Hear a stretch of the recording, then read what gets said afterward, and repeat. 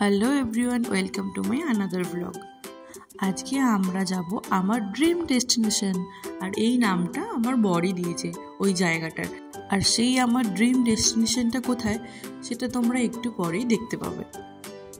আমি যদি রেডি হতে 2 ঘন্টাও নিই, আমার বরের ঠিক 2 ঘন্টা 5 মিনিট লাগবে। মানে আমি রেডি হয়ে যাওয়ার পরের মুহূর্তটাতেই ওকে রেডি হতে হবে। আমি যখন রেডি হচ্ছি তখন কিন্তু রেডি হবে না, আমি হওয়ার পরেই ও রেডি হবে। খুব বিরক্ত লাগে এটা আমার। আমরা এখন বাড়ি থেকে বেরিয়ে পড়েছি। বাড়ি থেকে বেরিয়ে আমার দিদির বাড়ির সামনেই, ওখান থেকে আমার দিদির ছেলেকে আগে নেবো, তারপরে ও আমাদের সাথে যাবে আমার ড্রিম ডেস্টিনেশনে। এসে গেছে আমি, এবার দিদির ছেলেকে নিয়ে নেবো, তারপরে এবার আমরা সবাই মিলে একসাথে যাব। খুব ছোট থেকে এই সাদা বাইকটা আমাদের মহারাজের খুব পছন্দ। বাইকটা দেখতে পেলেই চাপার জন্য খুব এক্সাইটেড হয়ে যেত। কত ছোট থেকে মহারাজ তার মাসি আর মেসুর সাথে এই বাইকে করে একসাথেই ঘোরে।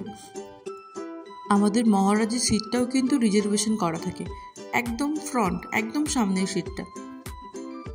সুকান্ত বলে আমি নাকি সব থেকে বেশি খুশি হই এই জায়গাটাতে যাওয়ার জন্য, তাই জন্য ও এই জায়গাটার নাম দিয়ে দিয়েছে ড্রিম ডেস্টিনেশন।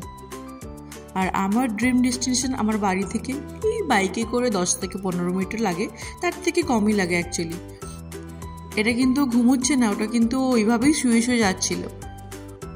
মনের মতো জায়গাতে যাচ্ছি বলে নিজেও একদম মনের মতো করে সুন্দর করে সেজে গুজে রেডি হয়ে বেরিয়ে পড়লাম। আর এই হচ্ছে আমার ড্রিম ডেস্টিনেশন, আমার বাবার বাড়ি। সব থেকে বেশি খুশি আমি এখানে এলেই হই। বাইকে আস্তে আস্তেই আমাদের মহারাজ ঘুমিয়ে পড়েছে, তাই ওকে নিয়ে এবার আস্তে আস্তে এগিয়ে যাচ্ছি। আমি যখন এখানে আসি 3টে মানুষ আমার জন্য ওয়েট করে। একটা হচ্ছে আমাদের কুকুর কালো, একটা হচ্ছে আমার ঠাকুমা, আর একটা হচ্ছে কিট্টু। সব থেকে বেশি কিন্তু এই 3জনই ওয়েট করে, তারপরে তো বাবা মা আছেই। আর এই হচ্ছে আমার ঠাকুমা। মোটামুটি যা শুনে নেবে আমি আসবো, যতক্ষণ না আসি। সেই সকালবেলা যদি বলি সকালে আসবো, সেই সকাল থেকে বসে থাকবে যে কখন আসবে কখন আসবে। আর তারপরে যখন আসবো বলবে এত কেন দেরি করলি, আরও তো আগে আসতে পারতিস। আর এই হচ্ছে কিট্টু, আমাদের বাড়ির সব থেকে বড় সদস্য। বাড়িতে যেই আসুক না কেন আগে, তাকে আগে কিট্টুর কাছে গিয়ে ওর মাথায় হাত বোলাতে হবে, ওকে আদর করতে হবে, তারপরে বাড়িতে তার এন্ট্রি হবে। যতক্ষণ না ওকে কেউ অ্যাটেনশন দিচ্ছি ততক্ষণ ও চেঁচামেচি করতেই থাকবে। কিন্তু দাবি দেওয়া বেশি নেই, একটু আদর করে দিলে ব্যাস আমাদের কিট্টু খুশি হয়ে যায়। আর এই হচ্ছে আমার মায়ের বাগান। এই বাগানে যতগুলো গাছ আছে সব আমার বড়দি কিনে নিয়ে আসে আর লাগিয়ে দেয়, আর আমার মা সব যত্ন করে।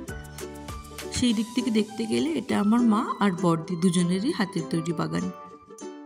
এখন তো শীতটা কমে গেছে, ওই জন্য ফুলগুলো অনেকটাই শেষের দিকে চলে এসেছে। মাঝে আরও অনেক ফুল ছিল, সব গাছ পুরো ফুলে ভরে গেছিল। আমার মা আর দিদি দুজনেরই বাগানের প্রতি খুব নেশা, আর বাগানের মধ্যে টুকটাক সবজি গাছও লাগানো থাকে।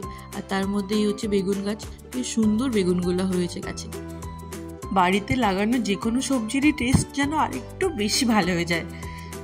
খুব ভালো মুডে ছিল আমাদের মহারাজ, এত ভালো মুড কিন্তু রোজ দেখতে পাওয়া যায় না। খাওয়া দাওয়ার পর অনেকটা টাইম আমরা একসাথে খেলছিলাম। যখন মহারাজের মুড ভালো থাকে তখন ওরা আর কোনো কিছুই চায় না, নিজে নিজেই খেলবে, নিজে নিজেই আনন্দ করবে, নিজে নিজেই মজা করবে। আর ওকে দেখে বাড়ির সবার খুব আনন্দ হয়। কিন্তু ওর একটা জিনিস চাই, সেটা হচ্ছে অ্যাটেনশন। সবাই যেন ওকে অ্যাটেনশন দেয়। যদি ওর পাশে থাকা ব্যক্তিটাও মোবাইল নিয়ে বা অন্য কিছু নিয়ে ব্যস্ত হয়ে যায়, তখনই ওর মাথা গরম হয়ে যায়। শুধু ওকে নিয়ে খেলতে হবে ব্যাস, তাহলেই ও খুশি হয়ে যায়। আর টাইমেতে একটু খাওয়া দাওয়া, ব্যাস তাহলেই হবে। আর আমার মায়ের কাছেও খুব ভালোভাবেই রয়ে যায়। তাই জন্য এখানে মায়ের বাড়ি এলে ওকে নিয়ে আসতে হলে কিছু মনে হয় না, কারণ আমি জানি এখানেতে এসে ও ভালোভাবে রয়ে যাবে ওর মাকে ছাড়া।